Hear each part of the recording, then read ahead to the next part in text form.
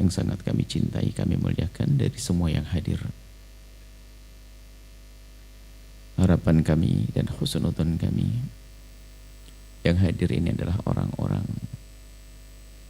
cerdas,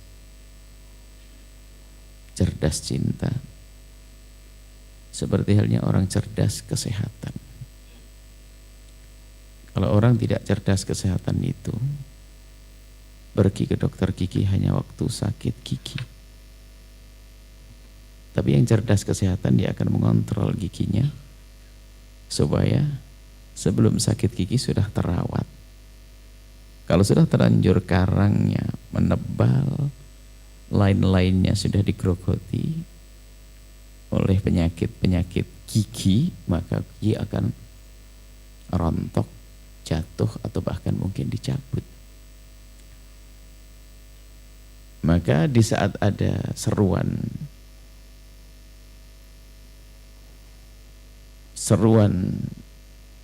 dalam sebuah seminar atau diskusi tentang keharmonisan rumah tangga, bukan berarti yang datang itu rumah tangganya bermasalah.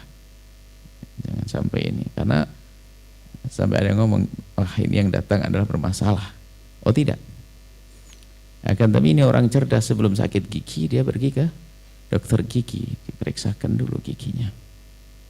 Ya, supaya begitu, jangan sampai lirik-lirik ini pasti punya masalah apa ini, tanya saya. Enggak, ini orang sehat semuanya, biar tidak sakit gigi. Begitu aja dalam urusan cinta mencintai. Ada semula orang itu hidup rumah tangga dengan harapan tumbuhnya cinta. Dan memang ada cinta pada mula-mula di pernikahannya. Dan memang kita tidak kukuhkan, tidak kukuhkan cinta sebelum pernikahan. Sebab kaidah yang benar adalah bangunlah cinta di atas pernikahan, jangan membangun pernikahan di atas cinta.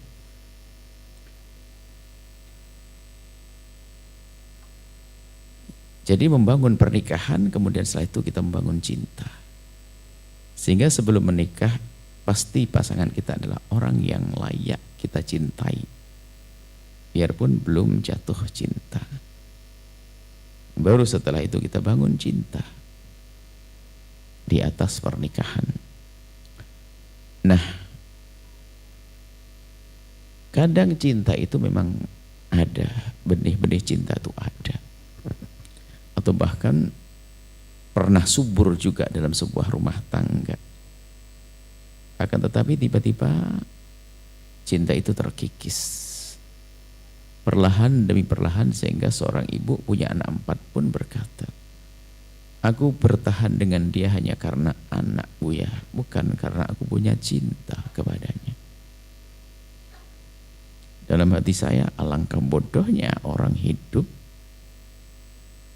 dengan orang lain yang setiap hari dia harus keluar energi dan segalanya, tapi tanpa cinta. Alangkah bodohnya, alangkah capeknya di saat dia harus menanak nasi untuk suami yang tidak ia cintai. Alangkah capeknya kalau dia harus menyucikan baju untuk suami yang tidak ia cintai. Maka untuk tidak menjadi orang bodoh, belajar bagaimana mencintai. Dan untuk bagaimana mencintai ada hubungannya bagaimana kita memahami pasangan di dalam mencintai. Baik. Jadi pada dasarnya insya Allah rumah tangga itu ada benih cinta. Akan tapi karena tidak pandainya orang di dalam merawat benih cinta tersebut, benih cinta akhirnya kering bahkan mati. Lalu bagaimana benih cinta yang sudah ada ini bisa terawat, subur? Mustahil nggak ada benih cinta. Ada benih cinta. Kita tidak bicara tentang syahwat, wahai hamba Allah. Jangan disamakan cinta dengan syahwat. Ada orang cinta tanpa syahwat, ada syahwat tanpa cinta. Hanya suami istri kadang memang ada syahwat dibarengi dengan cinta. Dan alangkah indahnya syahwat yang dibarengi dengan cinta yang halal. Sebab ada orang mencintai tanpa syahwat. Kisah cinta sahabat dengan sahabat, ibu anak. Ada syahwat tanpa cinta. Na'udzubillah, mereka yang menjajakan diri, menjual dirinya adalah syahwat tanpa cinta. Mereka cari kepuasan syahwat tanpa cinta. Biarpun kadang bahasanya menjual cinta, cinta tidak dijual seperti itu. Tapi dalam rumah tangga umumnya adalah ada cinta, di situ ada syahwat.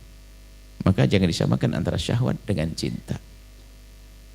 Artinya biarpun sudah tidak ada syahwat, bukan berarti tidak ada cinta.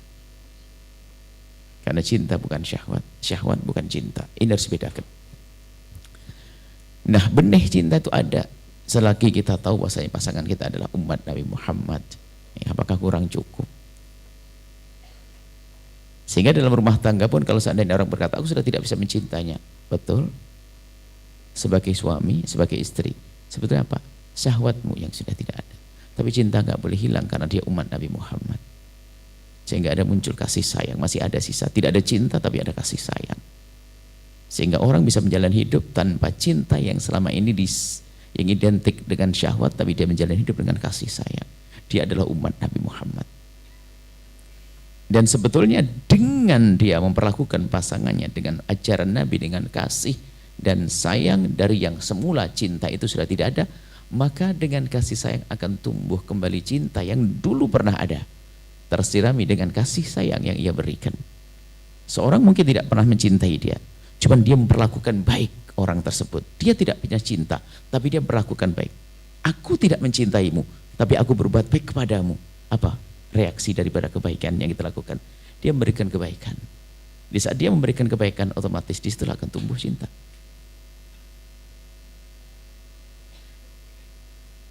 Kebiasaan baik yang kita berikan, seperti pepatah Inggris, waiting tries no jalanan soko kulino. Itu bahasa Inggris tuh kan. Orang Inggris bacanya bahasa waiting, waiting tries and jalanan. Jadi dari biasa kita memberikan kebaikan kepada orang, maka semua manusia dia senang diperlakukan dengan baik. Semua manusia ingin diperlakukan dengan baik. Di saat kita memberikan kebaikan kepada pasangan kita, maka disitulah akan ada reaksi balik yang baik, yang positif. Maka reaksi balik yang positif itulah yang akhirnya menumbuhkan cinta di hati kita. Ada hal yang mungkin salah kita menjalani gini. Selama ini itu kita itu berpikir agar pasangan kita mencintai kita. Sehingga kalau datang kepada ustadz, ulama, kiai, minta tolong doain agar suamiku cinta sama saya, atau istriku cinta sama saya. Itu rata-rata seperti itu. Bahkan kalau perlu dapat ilmu apalah, pelet syar'i, enggak ada ilmu pelet syar'i. Nah, saya punya ilmu pelet syar'inya, di ujung ini ada pelet syar'i. Sampai maksudnya apa? Biar pasangannya mencintainya. Itu menunjukkan dia tidak cerdas cinta dia. Tidak cerdas cinta. Pahami? Pokoknya kalau Anda termasuk golongan ini, Anda tidak cerdas cinta, Anda pun tidak akan ketemu keindahan itu. Kalau yang Anda damba adalah bagaimana pasanganmu mencintaimu, tidak akan menemukan kebahagiaan dan keindahan. Karena keindahan bukan di saat orang itu mencintaimu, tapi di saat engkau mencintainya. Ini makna yang sering terlupakan. Bukan dia mencintaiku, tapi di saat aku mencintainya. Keindahan di saat aku mencintainya. Sehingga doa kita pun kan sering salah, ya Allah semoga suamiku, doanya ya Allah semoga dia cinta kepadaku. Bukan, kenapa kita tidak pernah menata hati kita agar aku mencintainya? Aku kalau sudah mencintainya enak.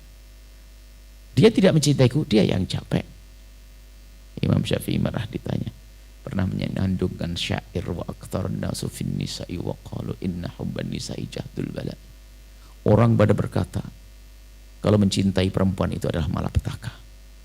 Dijawab oleh Imam Syafi'i, walaysa hubbun nisa'i jahda. Tidak, mencintai wanita bukan malapetaka. Walakinna jahdul bala kurbu man la tuhibbu jahdul bala'i. Akan tapi malapetaka adalah jika engkau duduk dengan orang yang engkau tidak cinta kepadanya. Capek. Biarpun seorang suami sangat mencintai sang istri, istri nggak cinta, duduk sama suami enak. Anda paham dulu makna ini. Jadi apa yang perlu kita hadirkan saat ini? Gimana kita terus berusaha untuk menumbuhkan cinta. Nah, untuk menumbuhkan cinta ini kan di hati kita. Bagaimana agar benih cinta yang mula-mula ada ini tidak gampang terkikis? Kalau jangan mengikis benih cinta yang ada di pasangan, jelas kamu harus benar dengan dia.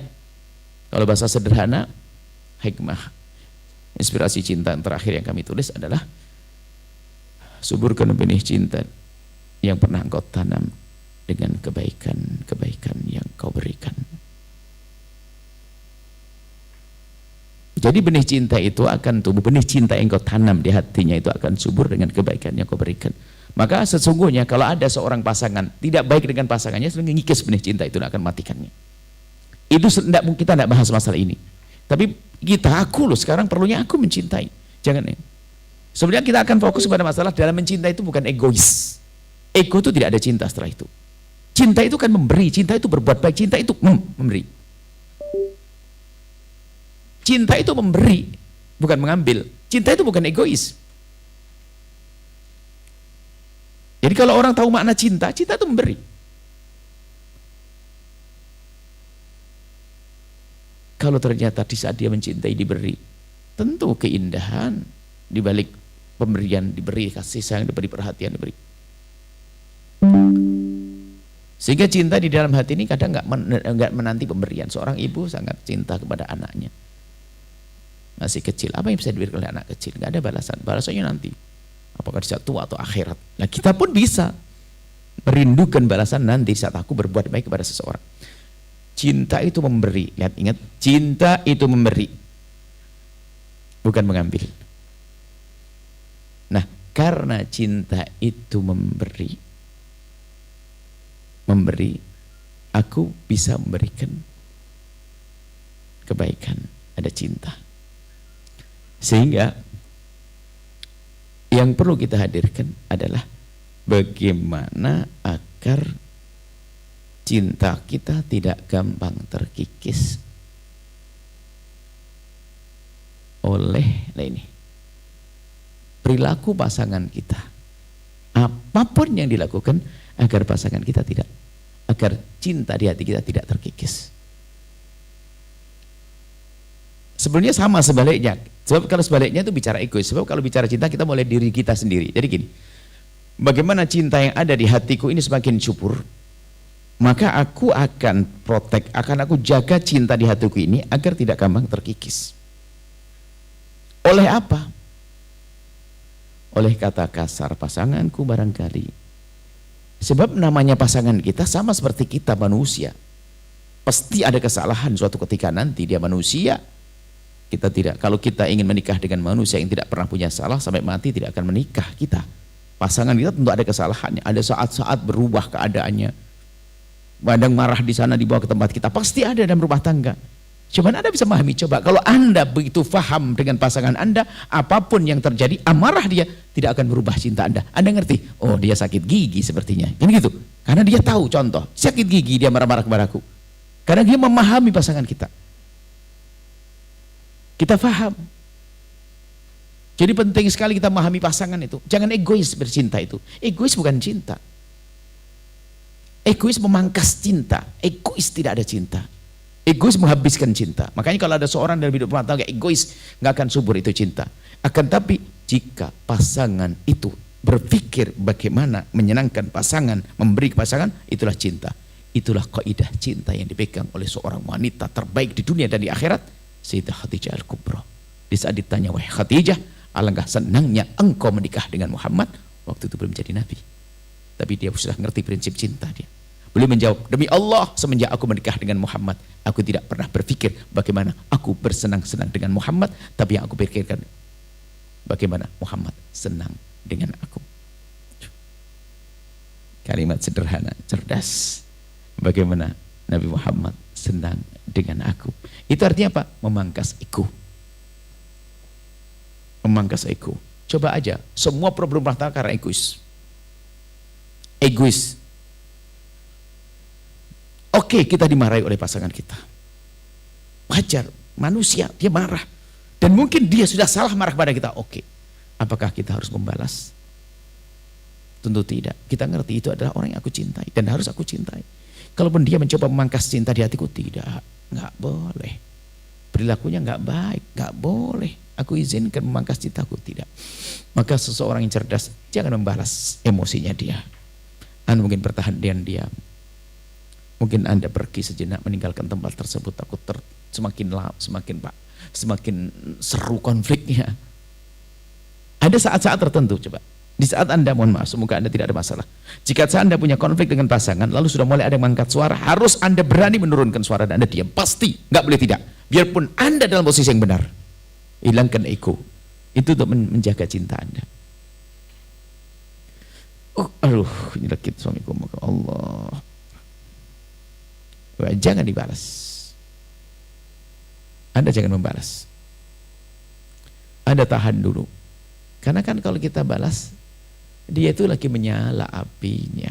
Jangan ditiup, akan semakin kuat api itu. Biasakan Anda diam sejenak, minta maaf. Kemudian setelah itu Anda memulai dengan minta maaf. Berat memang, tapi justru untuk memadamkan apinya agar tidak membakar hatimu sampai hangus itu cinta. Nah, ini pastikan itulah jadi ego sebetulnya. Yang selama ini meruntuhkan ego. Ini kebanyakan banyak adik-adik putri ya. Masya Allah. Baik, saya buat contoh saja.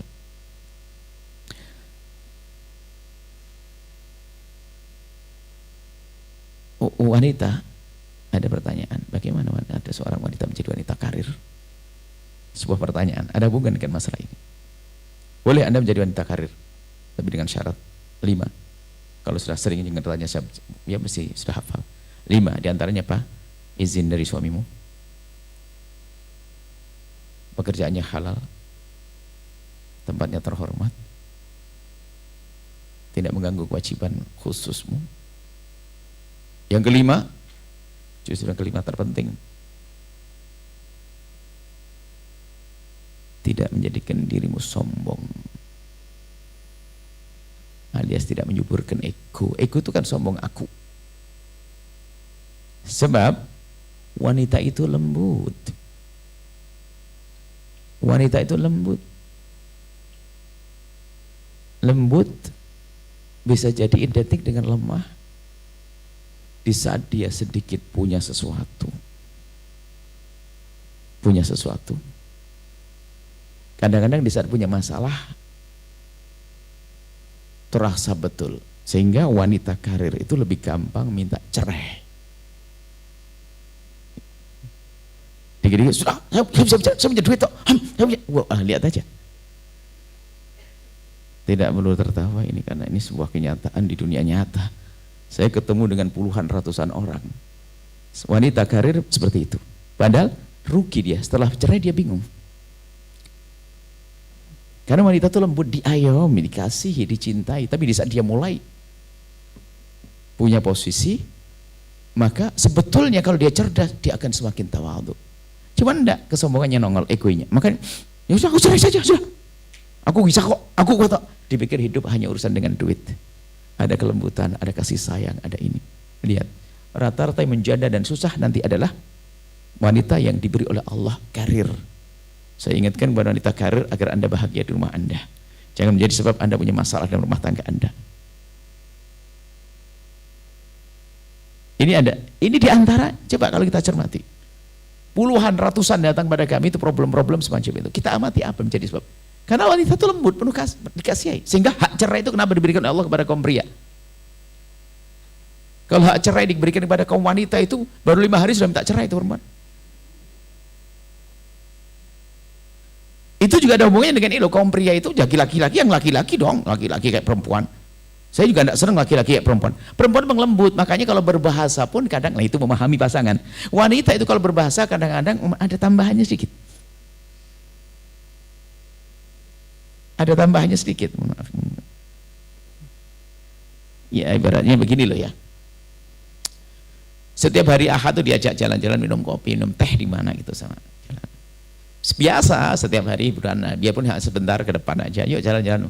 Totonya di tahun yang ke-10 dalam pernikahannya itu, tiba-tiba minggu pertama suaminya bilang lagi sibuk ya nggak bisa, iya bang, oke. Minggu kedua juga kok berurutan, kebetulan si suaminya lagi agak sibuk. Minggu ketiga nggak bisa datang. Minggu keempat mulai berubah. Gak pernah sama sekali diajak keluar, gak pernah pakai sama sekali, padahal cuma 4 kali selebihnya. Tapi kalau seorang laki-laki paham, itulah bahasa wanita. Maksudnya apa? Begitu rindu ya untuk bersama denganmu, nggak usah ditanggapi dengan apaan. Maka saya ajari wanita, kalau kamu pria tuh jadi laki-laki. Di saat ada wanita minta cerai kepada seorang suami, saya sampaikan, sering wanita minta cerai. Itu kalimatnya sangat terbatas wanita. Wanita itu susah berpuisi karena dia adalah puisi bagi saya. Wanita susah berpuisi tapi dia puisi bagi saya. Sehingga kalimat-kalimatnya harus kita pahami. Maka waktu ada wanita minta cerai itu sebenarnya laki-laki paham, bukan itu maknanya. Maknanya adalah begini, bang, ayo berubah. Kalimatnya, ayo cerai. Coba. Saya paham makna wanita itu. Nah itu loh, memahami pasangan itu penting banget. Jadi jangan langsung cerai, ya udah bubar. Coba aja. Kalau ada wanita minta cerai, suruh dia, maafin sayang, Anda pergi bawa es krim, bubar, selesai. Atau dari jauh, mohon maaf sayang, aku kalau kamu lihat marah itu, dari jauh, seperti ada panah dari atas, tombak dari kiri. Saya lebih baik menghindar. Tapi di saat aku mengirim surat cinta ini, aku lega sayang. Aku bawain es krim ya, bubar, nggak jadi minta cerai.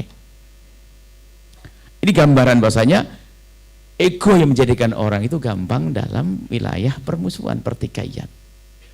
Sayyidah Khadijah berpikir, bagaimana pasanganku senang, bukan bagaimana aku bersenang-senang. Tolonglah nih, memahami pasangan itu penting banget, itu tadi. Makanya saya buat wanita karir, contoh saja wanita karir. Itu kalau sudah punya, semestinya kalau dia cerdas. Ada wanita karir pada zaman Nabi loh ya. Wanita karir pada zaman Nabi dia, ya Rasulullah, suamiku tuh melarat, nggak punya apa-apa. Nabi dengan keadilan, Nabi memberikan keputusan dengan keadilan dan memberikan keputusan dengan cinta dan kasih sayang. Dijawab oleh Nabi dengan keadilan. Jika suamimu tidak bisa memberi nafkah, maka kamu berhak minta cerai. Karena makan nggak boleh ditunda, yang makanya minggu depan nggak ada. Nabi dengan keadilan mengatakan, kamu bisa sah minta cerai dan tidak dosa karena kamu tidak diberi nafkah. Rupanya ini wanita yang punya cinta. Beliau mengadu bukan untuk pisah, tapi mengadu untuk diberi solusi terbaik. Jawab Nabi apa? Lah kamu selama ini makanmu gimana? Kalau saya ada, alhamdulillah, sisa kebun korma yang bisa aku makan dengan aku dan anakku. Maka Nabi mengatakan pilihan yang kedua adalah kamu yang memberi nafkah keluargamu, maka kamu mendapatkan pahala double, pahala nafkah, pahala menyenangkan suami. Dia cerdas, dia berkata apa? Aku milih yang kedua saja ya Rasulullah. Aku yang kedua, ini hadis sahih. Kisah ini benar, kisah ini terjadi. Aku milih yang kedua ya Rasulullah. Kenapa dibenarkan pilihan itu? Maka ada pilihan fikih, ada pilihan kasih. Kalau pilihan fikih, cerai. Aku berhak. Dan rata-rata perempuan itu biasanya di tingkat ini. Belum masuk tingkat berikutnya. Ya sudah, pisah saja. Aku tidak kuat begini. Sampai uniknya suatu ketika ngadu kepada kami. Nyata ini seorang perempuan sukses. Dengan kekayaan yang Masya Allah gak kira-kira. Sampai dia sukses, seorang spesialis, dokter spesial. Dia punya rumah, buatnya sekali. Punya suami kebetulan suaminya ini adalah tidak bakat bekerja. Rupanya apa? Dia sebel tidak tahu sama suaminya. Saya tanya, apakah suami tidak sholat? Sholat Bu ya. Pernah mukul kamu? Tidak. Merongrong duitmu? Enggak. Terus apa? Aku sebel Bu ya, masa laki-laki begitu? Kan? Setelah kita ajak duduk lama panjang, dia baru berpikir, iya sih. Wong sudah Allah ngasih rezeki kepadaku, kenapa? Padahal sudah cukup. Sudah cukup Allah berikan rezeki kepadanya. Tapi kenapa aku masih menuntut? Suamiku tidak merongrong juga, suamiku sangat ngerti. Hanya memang kelihatannya di rumahnya numpang makan, numpang tidur. Kalau hadis tadi diceritakan, para wanita cerdas yang datang setelahnya di saat membaca hadis itu ngomong begini, ya Allah, jadikan suamiku melarat biar saya saja yang kaya. Ya Kenapa? Nggak penting masalah itu. Yang penting nggak boleh sombong. Baik, kembali kepada egois. Jadi kalau hidup kita dengan egois, menuntut kepada pasangan, termasuk ya kurang memahami cinta. Jadi baik, tadi saya contoh wanita karir, jangan tersinggung wanita karir justru karena ini ada kayak tadi biar nggak sakit gigi kok. Karena saat ini sangat mungkin seorang wanita tiba-tiba diberi oleh Allah kemudahan urusan rezeki. Apalagi di karakter negeri kita itu rata-rata perempuan bekerja. Makanya kami berharap biarpun dia bekerja tetap dia adalah tetap bahagia. Tidak seperti sebagian negara kayak di bagian Arab tuh wanita memang tidak boleh bekerja di dalam rumah saja. Jadi pembahasan ini nggak berlaku. Tapi bagi wanita Indonesia yang membantu suaminya dan sebagainya perlu difahamkan makna ini. Kalau suami babnya beda, ada suami nggak mau cari nafkah, kalah sama sapi. Tahu enggak? Sapi itu sama istrinya nggak pernah ngomong begini, yang patungan dong buat rumah, nggak ada sapi. Nggak ada masalah sapi.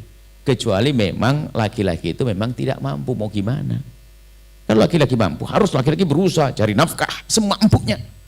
Tapi kalau tidak bisa, mau gimana lagi? Suruh nyuri, nggak dong. Peran istri nanti yang tampak, harus tampak saat itu. Baik, ini masalah ego ya. Banyak kisah baik itu. Kalau kita amati semua karena ego tadi, nggak bisa memahami pasangannya. Egois. Nah, sebab ego itu sangat besar kayak wanita karir. Sehingga dalam bahasa roman picisan itu kan ngomong, ya roman pokoknya dalam mencintai itu harus suami harus lebih ini. Karena wanita itu harus di bawahnya dalam banyak hal, lebih tinggi posturnya atau lebih tinggi ilmunya atau lebih tinggi kekayaannya. Ini kan bahasa-bahasa. Enggak harus seperti itu. Tidak harus. Karena cinta itu tumbuh tidak karena itu. Orang bisa menumbuhkan cinta. Kita menemukan kok orang saling mencintai tapi unik kok. Lakinya kayak enggak ganteng amat. Ya kan? Juga enggak tinggi amat. Tapi istrinya amat cantik. Amat tinggi, ada harmonis. Jadi baik ya. Jadi begini. Kita lanjutkan, memahami pasangan itu juga di dalam memahami cinta pasangan. Ini sebenarnya penekanannya juga di sini lagi. Pahamilah cara pasanganmu mencintaimu, jangan memaksa atau menuntut pasanganmu memahami cara mencintaimu.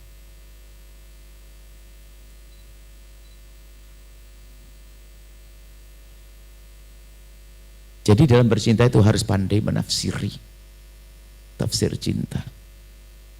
Anda tahu tafsir cinta itu. Jadi kalau Anda punya tafsir cinta hebat, bisa memahami, menafsiri cara pasanganmu mencintaimu. Jadi ada orang itu dalam mencintai ada macam-macam. Jadi yang samakan.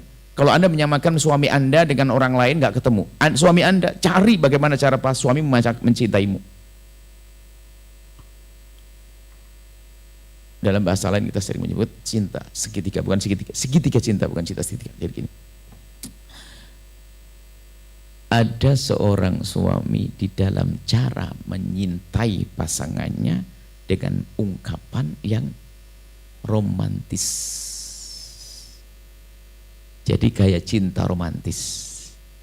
Jadi kalau ketemu suaminya, istrinya sayang, si cantik, masya Allah, ini ada sanjungan, beribu sanjungan. Kan pintar ada. Model gombal itu pinter. Itu perlu juga ilmu itu. Nanti saya kasih resepnya. Gombal itu penting juga. Cuman ada orang kalau gombal tambah lucu. Nah, jadi kalau ke rumah suruh gombal nggak ketemu. Tapi dia punya cara mencintai. Ada orang cara mencintai kalau datang begitu. Aduh sayang, gimana baik, masya Allah, tambah cantik aja nih. Ada begitu, ada model begitu. Tapi Anda tidak bisa menuntut suami Anda seperti itu. Jangan dengan suami Anda punya cara mencintai yang berbeda. Apa diantaranya? Ada orang cara menyintai pasangannya bukan dengan romantisme, tapi dengan tanggung jawab. Ada modelnya. Kalau tanya ke rumah, ya gimana? Keran lancar, listrik aman kan? AC jalan semuanya, nggak apa-apa kan? Pagar-pagar ada. Apaan ini? Ada tapi begitu. Jadi yang ditanyakan bukan apa. Akan tapi kalau Anda paham tafsir cinta, mengerti maksudnya apa? Dia ingin memastikan bahasanya AC-nya benar, gasnya benar, pagarnya benar. Karena apa? Di dalam pagar, di dalam rumah dan AC ada siapa? Ada engkau yang tercinta. Itu kan cara memahami, cuman nggak bisa. Jadi makanya jangan, ada orang kaku bener. Ada suatu kita ngadu, ada suami saya kalau orang tanya ini, tanya AC, tanya ini. Loh. Saya tanya, yang pakai AC siapa? Saya. Nah, itulah cara mengungkapkan cinta. Jangan dipaksa suruh buat puisi, bisa saja di malam hari berkata. Di saat matahari terbit, malam hari nggak pakai matahari, salah berpuisinya. Jadi begitu maksudnya. Tentu ada cara memasangi. Kadang mohon maaf, ada sebagian Anda tahu cinta monyet itu kan cinta salah mengungkapkan. Anak kecil itu kalau senang sama orang kadang-kadang lempari, pakai ketepel. Anda pernah gitu? Anak kecil kalau lagi senang malah puber itu loh. Kalau lagi senang itu kadang-kadang ngelempar-lempar, itu menyakiti. Jadi caper yang salah. Ada loh perempuan caper salah. Pura-pura sakit kalau datangkan suami, ada model itu. Kalau suami yang nggak ada itu di CCTV itu lompat-lompat dia. Tapi kalau suami di rumah langsung, aduh model, dia pasti nggak cerdas dia. Tapi kalau bagi seorang suami, dia sebetulnya itu ada bahasa cinta yang diungkapkan. Bagi cinta adalah belayan. Cuman Anda jangan menjadi tidak cerdas. Cuman seorang suami harus paham. Jangan di situ, apaan gombal kamu tadi di CCTV kelihatan lompat-lompat sekali. Enggak. Sebetulnya, nggak usah begitu. Pahami bahasanya. Sebetulnya, istrimu itu adalah rindu belayanmu. Rindu kasih sayang. Memasangi pasangan memang betul-betul penting. Perbedaan, laki dengan berbeda. Contoh saja perbedaan sering terjadi pada diri kita yang tanpa kita sadari jadi berantem. Bayangin, seorang istri, ibu rumah tangga yang biasanya di rumah kan, di rumah masak pagi, ditinggal suaminya kerja.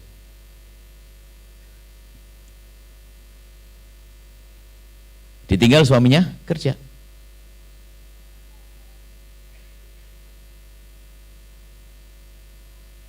Silakan supaya tidak mengganggu konsentrasi yang lain.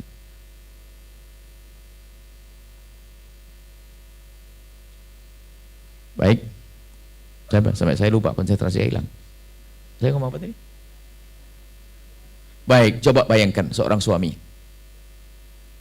Suami, istri itu karena di rumah tadi nggak ada teman dan sebagainya. Jadi masak, nyuci baju, nyiapin. Kalau suami datang tuh pengennya ngobrol, enak gitu kan? Ngomong, betul. Suami itu di luar karena dia harus urusan banyak orang. Banyak ngomong, pengen sampai di rumah nanti pengen tenang. Kebayang? Pengen tenang sampai di rumah. Pulang ke rumah, ketemu istri yang pengen ngomong. Istri ketemu suami yang pengen diam. Ayo. Itu kejadian model begini ini. Kalau Anda sebagai seorang suami yang bijak, nggak perlu diam, kau udah capek dari jalan ngomong rewet. Enggak. Biarkan, makanya saya ngomong, suami kau harus hebat, dengarkan dia biarpun sambil kau kantuk sambil baring. Iya, masya Allah, itu senengnya Robert. Karena sebetulnya istri nggak perlu pengen banyak didengar, hanya dia pengen menyanyi dengan bahasanya di depan sang suami. Jadi pandai-pandai itu banyak semacam itu. Kadang suami diam lah, udah capek jalan. Oh enggak. Jadi betul-betul penting, memahami pasangan itu penting banget. Jangan egois deh. Jadi coba kita perlu nang. Suami kok emosian dan sebagainya. Kadang kita tidak sadar. Gini loh ya kaidahnya. Jika ada pasanganku marah kepadaku, langsung jangan tengok, jangan biak cari kesalahan dia. Mungkin aku punya jadi sebab dia marah. Kenapa kok istriku marah tiba-tiba? Saya pulang cemberut dia. Gimana cemberut? 2 kali. Padahal istrinya hanya ngomong, abang lagi ngisi bang, bawain permen bang ya. Lupa permen. Permen, lupa suaminya. Bukan permennya yang bikin sakit, lupanya yang menusuk. Lupanya menusuk. Sudah itu suami gak sadar, cemberut. Cemberut, suami pulang cemberut. Gak ada yang salah. Mestinya apa? Kenapa ya? Kok istriku cemberut? Sama. Suami kadang-kadang bisa tiba marah. Jadi coba sebab itu kiri. Jadi biasanya kita itu karena kita ego itu loh, yang menjadikan sebab pasangan rusak berantakan. Ada suatu ketika seorang istri berkata pada suamiku tiba-tiba marah-marah. Ya suami saya marah-marah terus kerjaan marah-marah.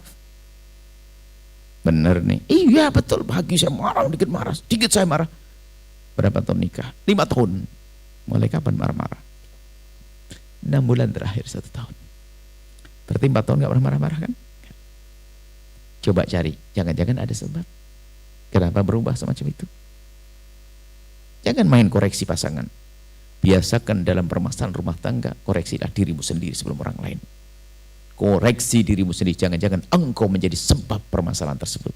Biarpun tampak salah di dia, ternyata jauh-jauh di sana ada sebab kita yang buat.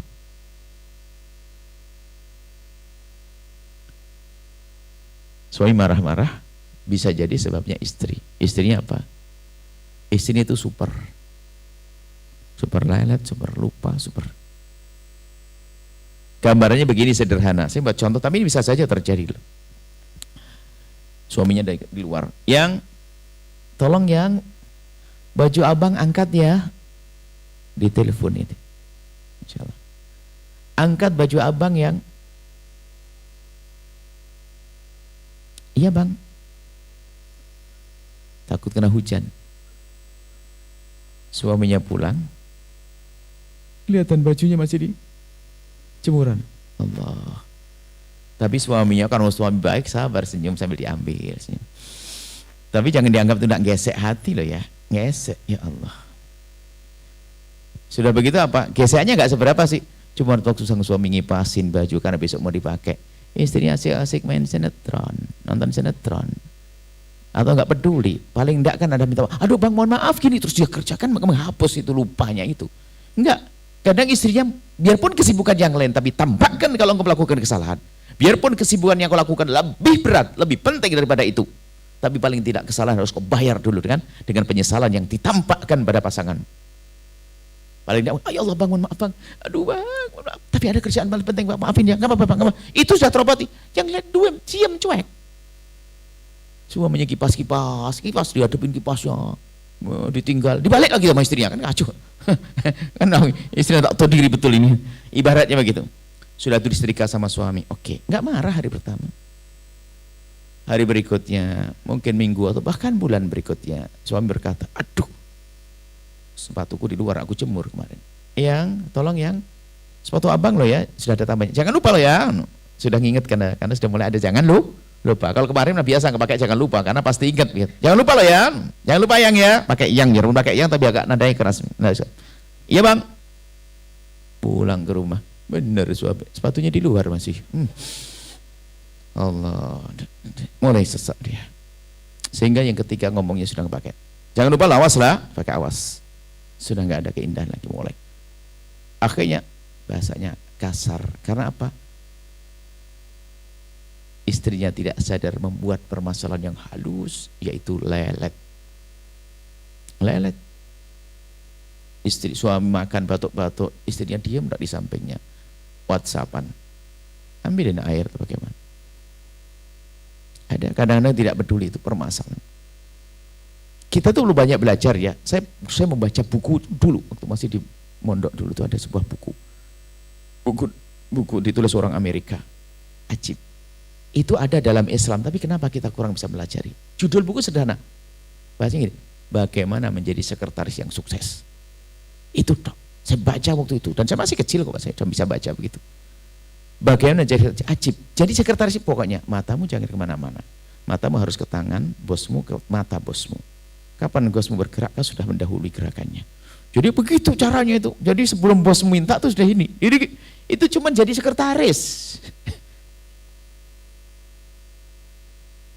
Artinya kalau suami sudah pengen keluar, mau keluar rumah, itu sudah apa yang dibutuhkan, sepatunya, kayak kunci mobil atau balik. Begitu sebaliknya seorang suami. Bukan hanya istri, hanya karena salahnya. Kenapa mayoritas wanita, sehingga wanita tok seolah diuplek-uplek di sini. Coba separuh laki-laki, separuh perempuan. Karena separuh wanita harus saya fokus wanita. Kenapa? Biar tidak sakit gigi. Nah, biasanya seperti itu. Jadi amarah orang lain biasanya dari kita. Maka pahamilah pasanganmu di saat dia marah. Bukankah dia adalah suamimu? Kalau marah, mestinya kamu husnudon bahasanya. Nggak mungkin dia marah kepadaku tanpa sebab. Nah ini kan nggak mungkin dia ngomong kasar padaku tanpa sebab. Kita cari dalam diri kita. Pahami bahasanya marahnya dia. Kemudian juga kalau kita perlu lebih jauh menafsiri marahnya apa sih? Kalau memang nggak benar sih seorang suami marah kepada istri hanya demi anak, itu juga nggak benar. Sampai ibunya istrinya bentak gara-gara urusan anaknya, itu juga nggak benar sebetulnya. Biarpun kalau kita mau hibur diri, ngerti. Kalau mau hibur diri, istri yang menghibur diri, ya kalau dia cinta sama anakku kan berarti sebenarnya sama aku juga. Ini kan buah cintaku. Karena buah cintaku, aku teledor, aku malu dia marah kepadaku, ya wajar saja dia marah kepadaku. Tapi sebetulnya marah kepadaku karena buah cintanya. Kan anak itu buah cinta. Memang kita menemukan ada seorang suami tidak tahu gila atau bagaimana sebetulnya. Gila, bagus saya gila. Jadi kalau sampai suaminya, istrinya dipukul demi anaknya. Kan gitu. Tapi kalau istri, saya menghibur istri bisa saya katakan dia sebenarnya membela cinta, membela buah cinta. Biarpun gak pantas suami sampai melakukan yang demikian kepada istrinya. Cuman jika terjadi seorang suami istri yang cerdas, dia berpikir dia sebetulnya marah kepada anak karena memang apa? Aku telah salah memperlakukan anak, sesuatu yang membahayakan anak. Sementara anak adalah buah cinta kita. Sehingga akan reda hati itu. Jadi memahami pasangan betul-betul penting. Jadi jangan serta-merta jika ada perlakuan negatif dari pasangan lalu kita sambut dengan negatif. Akan tapi merenunglah sejenak. Atau jangan menjawab sebelum faham betul. Jangan menjawab sebelum faham betul. Jangan menjawab dulu. Jangan berikan reaksi apapun kecuali faham betul. Kalau memang ternyata Anda salah, itu pun cara menjawabnya juga beda. Ataupun yang salah dia, ada beda. Tapi jangan-jangan gara-gara begini tuh bercinta kok susah amat sih, harus pinter banget tuh kalau gitu. Yang gitu ya? Enggak. Itu rasa, ilmu rasa. Anda pernah urusan dengan anak Anda kan begitu. Bagaimana kita melakukan anak Anda? Dia salah pun kita masih maafkan. Ya kayak begitu. Dia dengan kita. Ibu-ibu malam-malam jerit, kenapa? Mohon maaf, digigit sama anaknya. Tapi apa langsung paling kurang ajar kok? Gak ada. Karena paham dia makna cinta situ. Baik, jadi tolong dalam rumah tangga tentu ada permasalahan. Tapi fahamilah cara pasanganmu mencintaimu. Jangan tuntut dia memahami cara mencintaimu. Biarpun marhalah selanjutnya, langkah selanjutnya, nanti kita tunjukkan bahwasanya kita punya cara mencintai. Setiap orang itu berbeda-beda. Beda-beda cara mencintai. Maka fahami cara pasangan mencintaimu. Nah, di saat kita memahami, itu adalah bahasa cinta. Tutur kata tidak jaminan. Ada orang cara ngomongnya kasar, memang modelnya begitu. Karena hidupnya dengan ombak dia. Kalau ngomong harus ngangkat suara. Dia kalau ngomong tidak keras bukan dia lagi. Tapi jangan dianggap itu sebuah bentakan. Cuman sebagian orang yang nggak paham kan kaget ya Pak.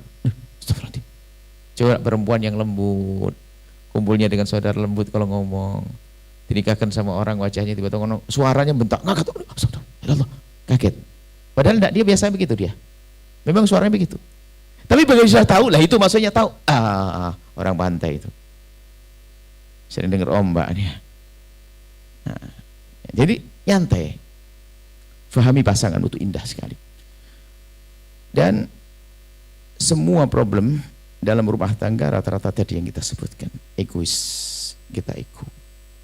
Termasuk, mohon maaf,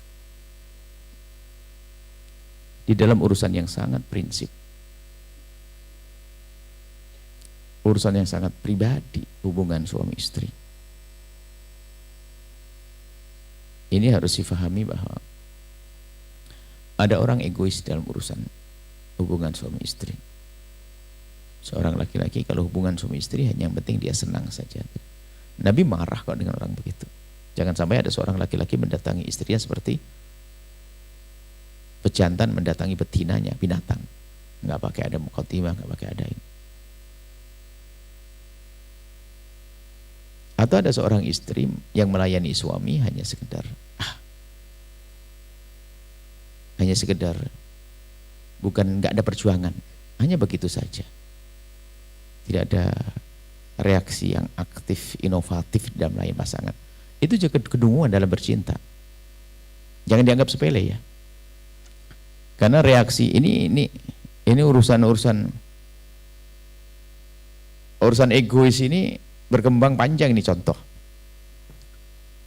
Ini jarang disebut oleh para ustadz karena memang kadang menyebut ini juga kurang nyaman. Contoh dalam keadaan wanita haid. Wanita itu sering egois. Di saat wanita itu haid, itu libur semuanya. Tahajud libur ya. Buatin sarapan suami libur, siapin mie rebus. Suruh masak sendiri, air panas. Sehingga di saat sang suami itu adalah punya hajat, itu juga sama libur. Nggak ada upaya untuk menyenangkan pasangan. Kami kasih ilmu maksudnya. Jangan egois. Seenaknya sendiri, kalau nggak mau ya sudah. Enggak. Ada sebagian kalau nggak mau ya sudah. Oh enggak begitu. Jadi kalau pasangan mau berkeinginan, sambut. Kadang pasangan yang halal itu kok kenapa tidak termotivasi dapat pahala ya? Hubungan suami istri tidak serta-merta harus ada syahwat yang bangkit pada masing-masing pasangan. Akan tapi kemauan untuk menyenangkan pasangan harus lebih ditonjolkan. Karena mungkin suatu ketika seorang istri lagi tidak semangat syahwatnya karena banyak hal pikirannya, tapi lihat suaminya yang sangat mencintainya, syahwatnya tinggi. Harus selesaikan dong. Atau sebaliknya, nggak boleh egois.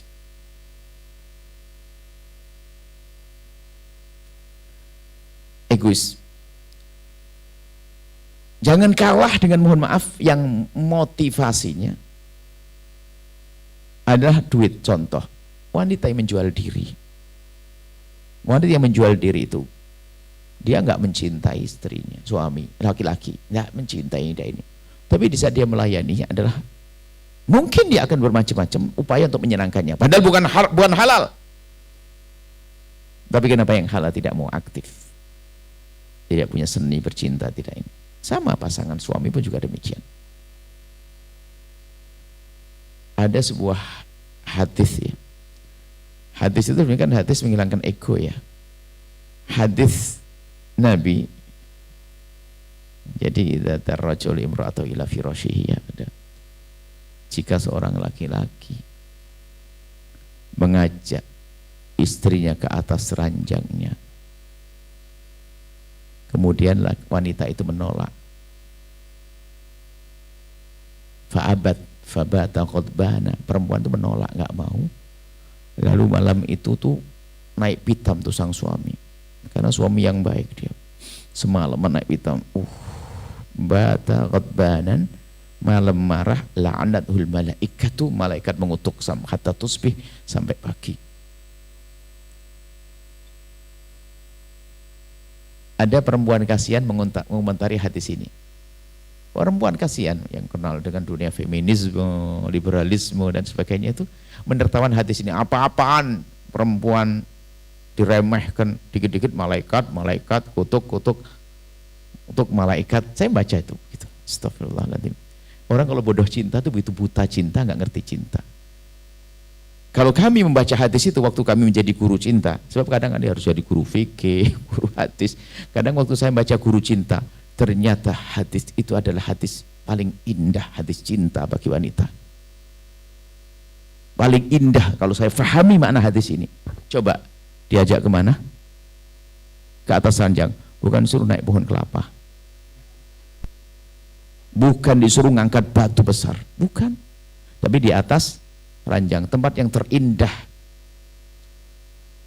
Tempat yang terindah. Cuman sayang, kalimat terindah ada lanjutannya itu, nah sayangnya. Kalimat terindah di hayalan para jomblo. Sebab bagi suami istri, kenapa tidak menganggap itu paling indah? Mestinya tetap indah lah itu. Seorang wanita diajak suaminya ke tempat yang sangat indah. Kok nggak mau? Kok nggak mau, ya kan? Dikutuk malaikat, suami marah. Ajib. Bukan disuruh naik pohon kelapa, disuruh ngikut barang main di atas udahnya, enggak. Disuruh ngapain? Disuruh ke atas ranjang yang indah. Kayak gini.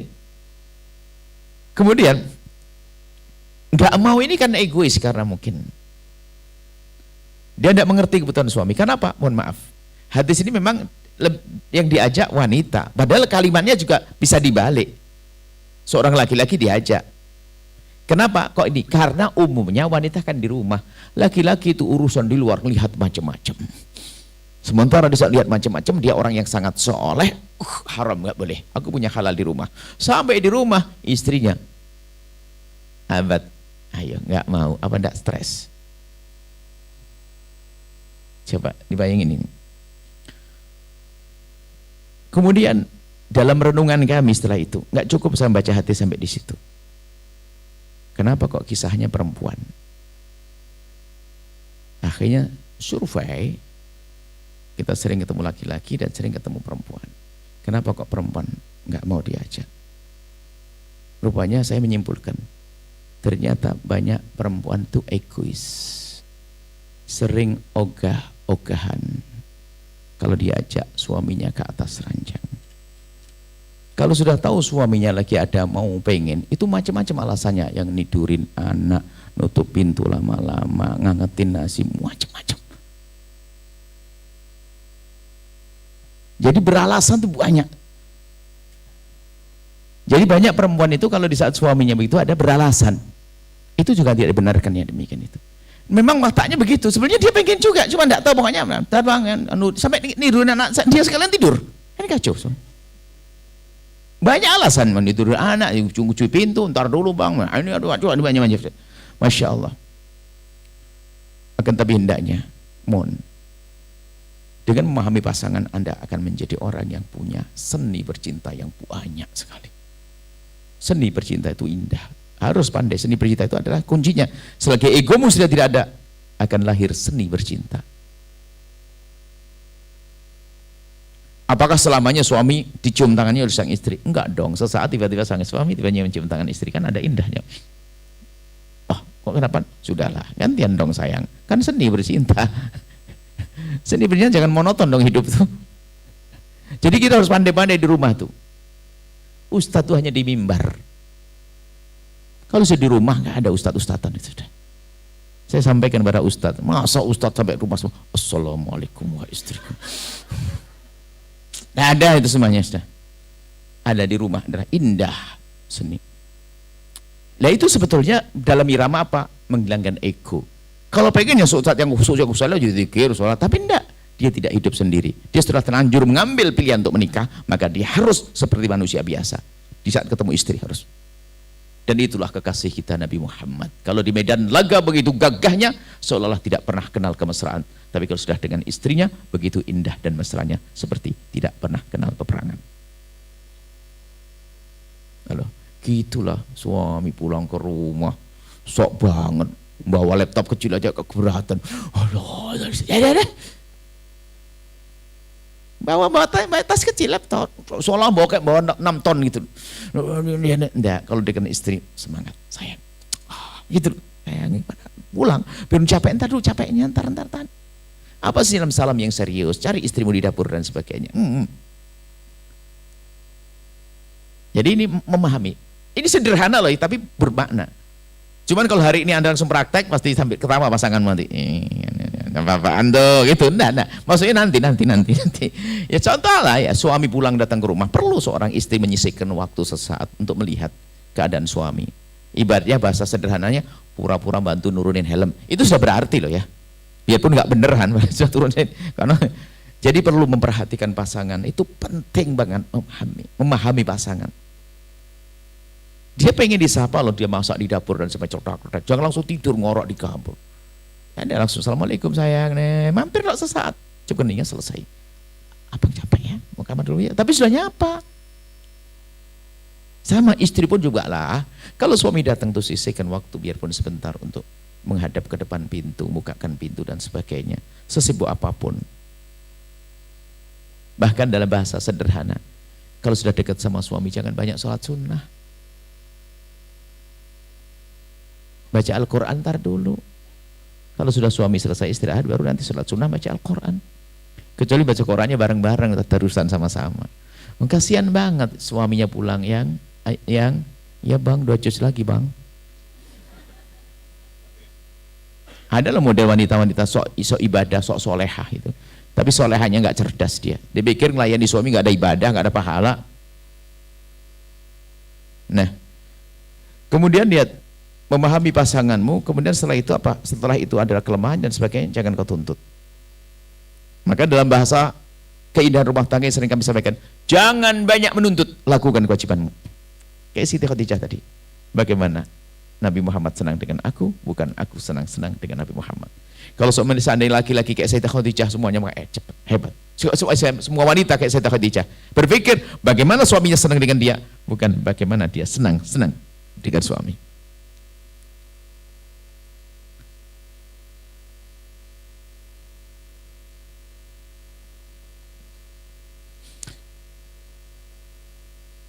Lelaki itu jangan egois juga, wahai para bapak. Kadang-kadang lelaki itu menginginkan istrinya, mohon maaf, bersih, aroma wangi, bersih, aroma wangi. Tapi jangan egois dong. Anda sendiri paling tidak ya memantaskan diri dong. Sampai saya sering guyonan kok, kalau Nabi kan sudah ganteng banget, sudah bersih, nggak ada aroma tidak baik, semuanya wangi dari Nabi. Tapi pun demikian baginda Nabi tetap meyakinkan kepada pasangannya kalau beliau membersihkan dirinya. Jadi kalau masuk kamar Siti Aisyah ditanya, apa yang dilakukan baginda Nabi? Siwak, membersihkan mulut beliau yang sudah bersih, meyakinkan bahwasanya mulutnya bersih. Kami selalu menyampaikan kepada suami, ya kalau mau pulang ke rumah tuh ya kalau sempat mampir pom bensin dulu. Paling tidak jangan pede dulu, mampir ke kamar mandi, toilet, bersihkan, baru ngadep ke bahasa istri. Kalau memang kita kotor-kotor amat, terlalu kotor, kebanyakan makan jengkol sama pete barangkali, maksudnya harus tahu diri deh. Jadi jangan, karena apa? Aroma itu penting banget, kan begitu. Seperti hanya Anda merindukan seorang istri selalu bersih, maka dia pun sebenarnya juga yang serupa. Anda paham Bapak? Paham bahasa saya? Maksudnya apa? Jadilah wanita itu senantiasa bersih. Cuman saya ngomongnya laki-laki biar laki-laki tak tersinggung. Sebab wanita, mohon maaf, ada wanita tuh Masya Allah yang dibersihkan hanya ini tok, wilayah lain tidak pernah diperhatikan. Yang diberitakan hanya wilayah ini tok, wilayah lain tidak diperhatikan. Mohon maaf, wilayah yang tersembunyi dan sebagainya. Ada lipatan-lipatan yang mungkin akan mengeluarkan aroma yang tidak baik dan sebagainya. Tidak pernah peduli wanita. Ada sebagian wanita pengaduan dari kaum pria. Cuman gak enak dia ngomong karena dia laki-laki baik, gak enak ngomong pada istrinya yang kau begini, gak enak. Akan tapi mohon maaf, ada wilayah tertentu, Anda perhatikan lipatan-lipatan, jangan sampai lipatan menyimpan sesuatu yang meninggalkan aroma yang tidak baik. Jangan dianggap tidak ada kesan-kesan yang tragis, menyedihkan itu. Ini ada sebagian, mohon maaf ini, wanita ada sebagian itu hanya kelihatan pengen dandan cantik, yang lain nggak pernah peduli urusan itu. Ada tempat yang panas, ada wilayah-wilayah tertentu. Makanya ada kesiapan di saat bertemu dengan pasangan itu supaya percaya diri. Sehingga Nabi itu ngajarkan kalau suami mau datang ke rumah itu nggak dianjurkan bikin kejutan, kasih tahu dulu. Sunnahnya kalau suami mau pulang ngasih tahu istrinya yang jam 11 malam abang mau pulang. Cuman saya paling paham, saya paham bahasa Nabi itu. Maksudnya apa? Maksudnya apa? Yang aku jam 12 pulang gitu loh. Maksudnya ya paham dong. Kan sedih bercinta dong. Bukan ngasih jam, ya bang, nggak ngapa-ngapain, nggak ada perubahan. Istri denger, ini istri bebel banget nih, ketemu di mana itu istri. Artinya paham, oke lah. Jam 11, oke jam 11. Anda bersih-bersih, wilayah-wilayah yang tertentu, mulut, aroma mulut. Wilayah tertentu di Anda. Mohon maaf, ada wilayah, lubang depan, lubang belakang, dan sebagainya dibersihkan. Ini adalah hal yang sangat sederhana, tapi karena tidak diperhatikan. Lagi-lagi nggak bisa memahami pasangan tadi. Jadi kalau memahami pasangan itu ukur dirimu sendiri gitu loh. Khususnya kaum pria. Pria itu paling cuek kadang-kadang, Masya Allah, pulang ke rumah itu sama istrinya ngomong. Istrinya itu nutup hidung kerudung setengah jam, suami yang nggak paham. Terus bang gimana bang? Ada yang berkata, memang saya model begini. Ya sudah tahu dirimu begitu, kenapa nggak dibersihin dikit-dikit lah? Jangan menyerah dengan segala kekurangan. Sebab perjuangan itu, termasuk memahami pasangan, ini yang paling harus ini. Saya tutup ini. Kalau sudah paham itu kekurangan, jangan sebut. Saya tidak senang dengan laki-laki yang tiba-tiba berkata istrinya, kenapa kau hitam? Kenapa kau kurus? Kenapa kau gemuk? Kenapa kau ini? Ini laki-laki kurang ajar. Nah, sampai saya menemukan seorang wanita memaksakan kulitnya harus begini, badannya begini, terseksa dia. Sehingga apa? Dia harus melakukan bermacam-macam sehingga organ dalamnya yang rusak. Luarnya tok kelihatannya bagus. Ini ada, mohon maaf, nyelekit itu. Akhirnya ngomong, ya Allah, berat badanmu berapa? Tambah. Istri sudah kalap itu. Dibilang berat badannya sudah stres istri. Kenapa? Suaminya suka nyelekit barangkali. Atau kenapa kurus banget kamu? Kenapa sih kamu diam aja? Tidak perlu menyebut sesuatu kekurangan apapun, termasuk mohon maaf tadi kalau menemukan aroma. Tapi kan cerdas sudah, kalau menemukan aroma tidak usah ngomong, baumu nggak enak. Wallah, stres itu, langsung nggak nafsu dalam hubungan suami istri itu. Dibilang begitu, hilang pasti itu. Ini pengakuan. Ada seorang perempuan itu ngadep ke Nabi, ngomong suaminya, Masya Allah, ya suami saya tuh ngomong apa aja langsung dikomentari, ya. Dalam hati saya pengen tahu suamimu, jangan-jangan memang dia ganteng kayak malaikat barangkali. Saya ketemu, Masya Allah, naudzubillah, serem banget. Orang laki-laki tidak tahu diri. Jadi kalau sama istrinya tuh gampang sih, istri sampai nangis loh. Apa kali dikomentari? Padahal dia tuh Masya Allah lebih serem daripada komentarnya. Dasar nggak tahu diri, Masya Allah, nasib buruk tuh orang. Ajib, hidup tidak begitu, hai hamba Allah. Kalaupun lihat ada kekurangan, ada kelebihannya. Seperti halnya kita, menurut kita punya kelebihan, banyak kekurangan juga kita. Memahami pasangan itu termasuk dari sisi ini. Kalau sudah pasanganmu tubuhnya kurus, jangan disebut, jangan. Bahkan mungkin pandai-pandailah Anda menyebut bahwasanya kurus adalah nilai plus. Ada badan adalah nilai plus. Dan memang ada. Kalau orang itu maunya seenaknya sendiri, namanya hawa nafsu, pengen ini, pengen itu. Ini adalah kebiasaan. Akhirnya apa, seorang wanita itu, karena enggak sampai ada seorang perempuan itu memutus apanya ya, yang ngerti dalam dunia medis itu, ususnya diutus biar makannya kurang, terus apa gitu loh, terus sehingga badannya tidak ini, sehingga nggak lama kemudian dia sakit mati. Masya Allah, hanya mempertahankan fisik tubuh atau apa jenis itu. Nggak tahu, pokoknya katanya dia lihat operasi apa di Singapura, harus apa namanya, pokoknya perutnya itu ususnya biar dipendekin, walau alam nggak ngerti itu urusan medis, sehingga biar makannya teratur ini sehingga badan ajib, mementingkan fisik lahirnya saja. Pasti itu apa? Karena suami yang celaka-celekit, suami kurang ajar itu. Yang menjadikan dia kurus adalah Allah, menjadikan Allah. Cuma di sisi lain perempuan itu menjaga semaksimal mungkin kesehatan. Termasuk di antaranya nggak bisa memahami pasangan. Di saat mohon maaf menemukan pasangan ternyata sesuai dengan keputusan medis, tidak bisa membuai atau tidak bisa dibuai, nggak punya anak. Ini Biasanya emosi langsung muncul. Misalnya seorang suami mengetahui istrinya divonis tidak punya anak, itu sudah perilakunya mulai. Alasannya macam-macam, anak. Sebetulnya kapan kita ngomong anak, sakit hatinya dia itu, sedih. Maka sudah jangan ngomong masalah anak di hadapan dia. Karena dia tidak bisa dibuahi, karena dia punya kandungan, sudah tidak ada rahim, tidak ada kemih. Jangan ngomong anak. Bahkan besarkan hatinya. Mungkin tidak usah khawatir sayang, kalau tidak punya anak, kita akan ambil anaknya orang. Itu pun bisa mengantarkan ke surga. Besarkan hatinya dia. Begitu sebaliknya seorang istri.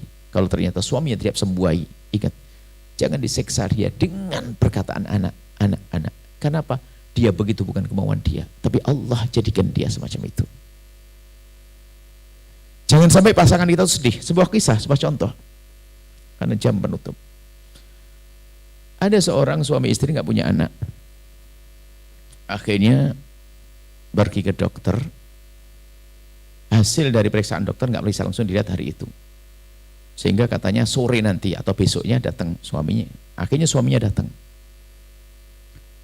Setelah suaminya datang begitu, ternyata kata dokter apa, Pak, Anda punya suami punya masalah di kesehatannya, apa gitu disebutkan, sehingga istri Anda, bukan suami, istri Anda punya masalah di rahimnya begini, sehingga dia tidak mungkin dibuahi. Kaget sang suami. Baik dok, tapi tolong dokter, saya tidak tega memberitahu. Dokter yang ngasih tahu ya. Ya, baik. Ditelepon istrinya atau dijemput. Tapi dia sudah pesan kepada suaminya, pada dokter bisik-bisik, gini. Sampai dokternya melotot. Sudah dokter. Baik. Akhirnya istrinya datang, dokter menyampaikan seperti pesan suami. Ibu, mohon maaf ibu harap sabar. Kenapa dokter? Sesuai hasil pemeriksaan, suami Anda bermasalah, tidak bisa membuahi. Dibalik, rupanya pesan suami agar ngomong ke istrinya, jangan sampai dibilang istrinya yang tidak bisa dibuahi, agar dibalik, biar saya saja yang dianggap tidak bisa membuahi.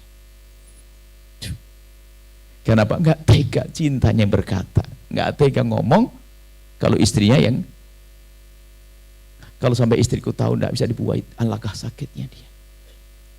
Suami rela, sampai derajat begitu ini kisah. Sehingga suatu ketika terus terapi pengobatan dan sebagainya. Sehingga rupanya sang istri itu punya masalah sampai merusak ginjalnya.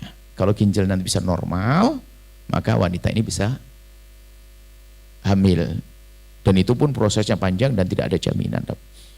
Akhirnya, tapi istri tidak ngerti petunjuk dokter itu, tidak ngerti. Yang penting istri sakit gitu aja. Tapi sang suami saking hebatnya, sakitnya istri itu tidak boleh dibebani dengan sakit mentalnya suami yang berkorban. Hingga terus berobat seperti biasa. Bersama berjalannya waktu juga sering muncul suami istri sering marah-marah aja dengan suami. Cuma suami ahli surga betul dia, sabar. Sering marah, tapi tetap suami sabar. Hingga suatu ketika memang pengobatan, hingga akhirnya apa, harus dia mencari ginjal, harus apa, donor ginjal. Rupanya setelah ginjal dibenahi nanti baru ada normal. Akhirnya ya suaminya karena termasuk ya orang mampu, kemudian juga dibantu apa, akhirnya apa, mencari ginjal, dapat ginjal, harus dipasangkan di sang istri tersebut. Donor ginjal sudah dapat.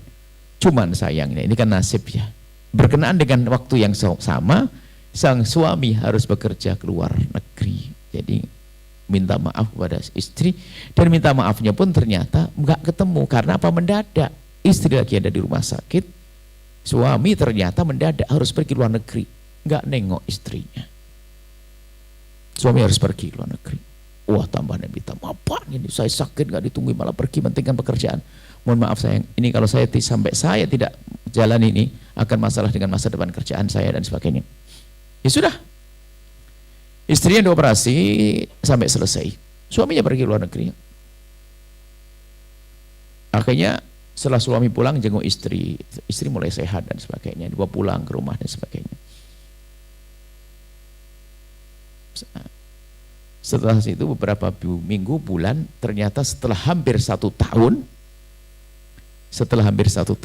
tiba-tiba Sang istri itu hamil. Istri hamil. Kaget yang istri, loh kok hamil, bukankah abang yang nggak bisa membuahi? Baru datang ke dokter sama-sama. Permasalahannya adalah dulu ada sesuatu dan yang merusak rahimmu, ada hubungan dengan ginjalmu dan sebagainya. Terus dokter cerita, sebetulnya yang bermasalah adalah bukan suamimu, tapi masalah adalah kamu, wahai ibu. Cuman saking suamimu tuh baik maka ngomong begitu. Kenapa? Kemudian ada lagi ibu. Waktu ibu operasi, suamimu harus pergi ke tempat yang berbeda. Kenapa? Karena dia harus berbaring di rumah sakit. Karena apa? Ginjalnya diambil untuk diletakkan pada dirimu. Allah. Sudah marah-marah setiap hari dia pada suami. Ini sebuah gambaran, dan hal yang demikian ini sangat mungkin dilakukan oleh siapa saja yang mengerti mana cinta. Jangan nuntut. Memahami pasangan itu penting banget. Jangan egois. Pokoknya lupakan egois, akan mudah lestari itu cinta. Begini saja mungkin karena waktu ya. Jadi jangan egois. Egois pastikan Anda tidak egois. Jangan sebut kekurangan pasangan. Jangan sama sekali. Termasuk kekurangan keluarganya, kekurangan. Tidak perlu dibahas, sakit dia sedih. Baik, ini saja insya Allah.